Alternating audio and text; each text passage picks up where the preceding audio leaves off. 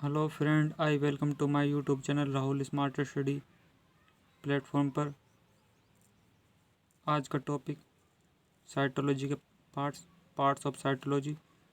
कुछ का अध्ययन हमने कल कर चुके हैं। आगे का अध्ययन हम आज करेंगे, जो कि सीजीएल एसएससी 10+2 में महत्वपूर्ण है, जैसे कि अंतःप्रदेशीय जाली का एंडोप्लाज्मिक रेटिकुलम। इसकी खोज पोर्टल नामक वैज्ञानिक द्वारा की गई थी। ये कोशिका भित्ति तथा केंद्र में भरे कोशिका द्रव्य में जाल नुमा वेश में फैले हुए होते हैं। एंडोप्लाज्मिक रेटिकुलम कोशिका को कंकाल तंत्र भी कहते हैं। एंडोप्लाज्मिक रेटिकुलम दो भागों में विभाजित है, खुरदरी अंतःप्रदेशीय जालिका, चिकनी अंतःप्रदेशीय जालिका। खुरदरी अंतःप्रदेशीय जालिका यह प्रोटीन का निर्माण करती है। इस पर राइबोसोम उपस्थित होते हैं। मोस्ट इम्पोर्टेंट बिंदु, चिकनी अंतःप्रदेशीय जालिका ये राइबोसोम उपस्थित होती है। इस पर राइबोसोम अनुपस्थित होते हैं और वसा हार्मोन स्टेरॉयड का निर्माण करती है।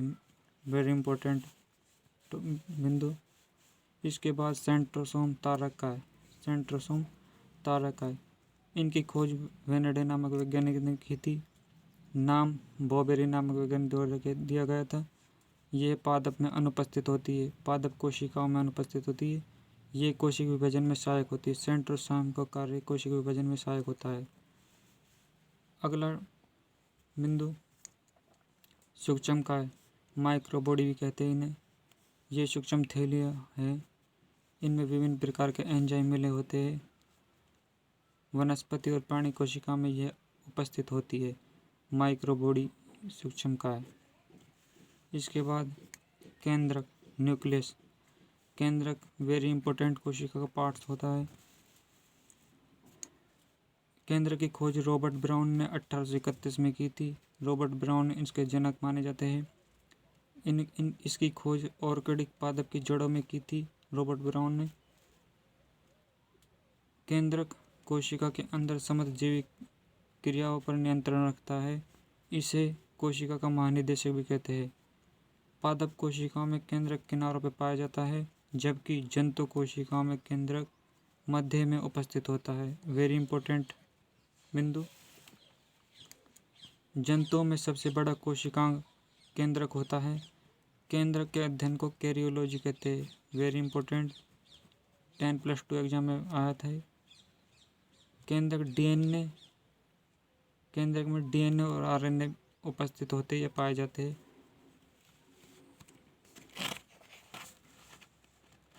कुछ इम्पोर्टेंट पॉइंट, मानव की आरबीसी में केंद्रक अनुपस्थित होता है। मानव एक ऐसा प्राणी है जिसकी आरबीसी में केंद्रक अनुपस्थित होता है, जबकि ऊंट व लामा की आरबीसी में केंद्रक न्यूक्लियस पाया जाता है। Very important question. इसके बाद हम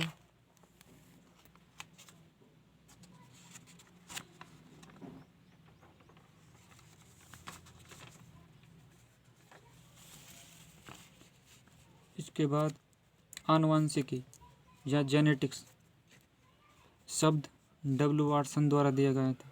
शब्द डब्ल्यू वाटसन ने 1905 में दिया था। आनुवंशिकी के पिता Gregor John Mendel. Gregor John Mendel ने अपना प्रयोग मटर के पौधे पर किया। मटर का पौधा अच्छे गुणों युक्त होता है, इसलिए इन्होंने अपने प्रयोग में इसको चुना। ये विभिन्न प्रकार के फूल, रंग, रूप और अच्छी पैदावार के अनुरूप इन्होंने इसका सिलेक्शन किया। गुणसूत्र, क्रोमोसोम। गुणसूत्र हमारे मानव शरीर और प्राणी जगत में महत्वपूर्ण योगदान दिखाते हैं।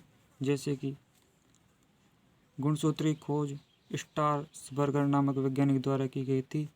इसका गुणसूत्र का नाम, क्रोमोसोम का नाम बाल्डेर नामक वैज्ञानिक द्वारा दिया गया था। गुणसूत्र माता पिता से संतति में जीन द्वारा आनुवंशिक का स्थानांतरण गुणसूत्र कहलाता। अर्थात माता पिता से संतति में उनके लक्षणों का आना, इस संपूर्ण कार्य को गुणसूत्र द्वारा किया जाता है। गुणसूत्र पुरुष में 23 होते हैं, जैसे कि XY। महिला में गुणसूत्र 23 होते हैं, जैसे XY इन टोटल करके तो 46 गुणसूत्र मनुष्य में पाए जाते हैं। लिंग लक्षण के आधार पर गुणसूत्र क्रोमोसोम 2 प्रकार के होते हैं। इसमें 22 जोड़े को कायिक या ऑटोसोम कहते हैं, अर्थात 22 जोड़े गुणसूत्र ऐसे होते हैं जो मानव पुरुष में और महिला में समान होते हैं, जबकि 23वां गुणसूत्र लिंग गुणसूत्र होता है हेटेरोसोम एक्स वाई और एक्स एक्स एक्स वाई पुरुष में, एक्स एक्स महिला में पाया जाता है।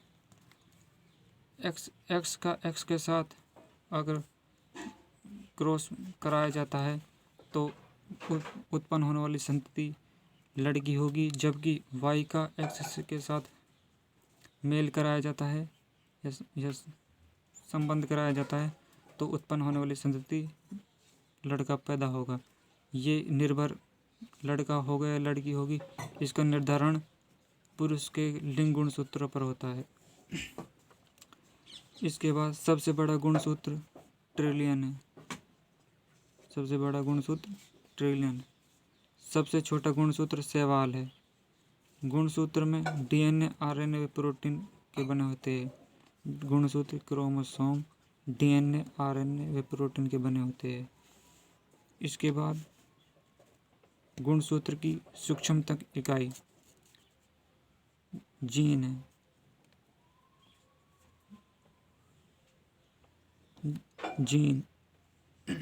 जीन शब्द जॉनसन नामक वैज्ञानिक ने 1909 में दिया। जीन डीएनए के बने होते हैं जो कि आनुवंशिक लक्षणों को एक पीढ़ी से दूसरी पीढ़ी तक ले जाने का कार्य करते हैं। जीन गुणसूत्र पर जीन उपस्थित होते हैं।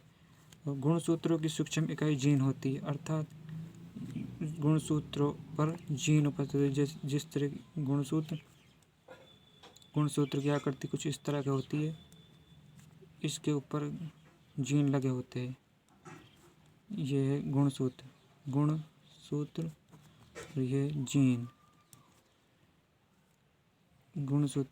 गुणसूत्र की सूक्ष्मता जीन होती है। ये आनुवंशिक गुणों को अर्थात माता पिता के गुणों को संतति में ले जाने का कार्य जीन के गुणसूत्र द्वारा जीन के माध्यम से किया जाता है। इसके बाद अगला बिंदु एंजाइम्स। एंजाइम हमारे रासायनिक क्रिया में भोजन में अनेक महत्वपूर्ण भूमिका निभाता है। जैसे कि एंजाइम की खोज कोहेन नामक वैज्ञानिक द्वारा की गई थी। एंजाइम की खोज कोहेन नामक वैज्ञानिक नाम बुकनर द्वारा दिया गया। यह प्रोटीन के बने होते हैं। ये रासायनिक अभिक्रिया की दर को बढ़ा देते हैं। एंजाइम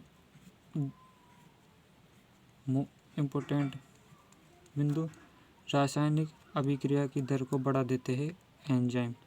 यह ताप व पीएच के प्रति संवेदनशील होते हैं। एंजाइम एकमात्र ऐसे हैं जो ताप और पीएच के प्रति संवेदनशील होते हैं। ये थे हमारे आज के कोशिकांग। अगर आपको हमारा चैनल अच्छा लगा तो लाइक करें, शेयर करें, सब्सक्राइब करें और बेल आइकन को दबाएं। कमेंट बॉक्स में कमेंट लिखें और आने वाली अगले वीडियो के लिए बेल आइकन दबाएं, जिससे आपको हमारी वीडियो का डिटेल आपको पता लगे। इसके बाद हम और अपना अध्ययन आगे स्टार्ट रखेंगे।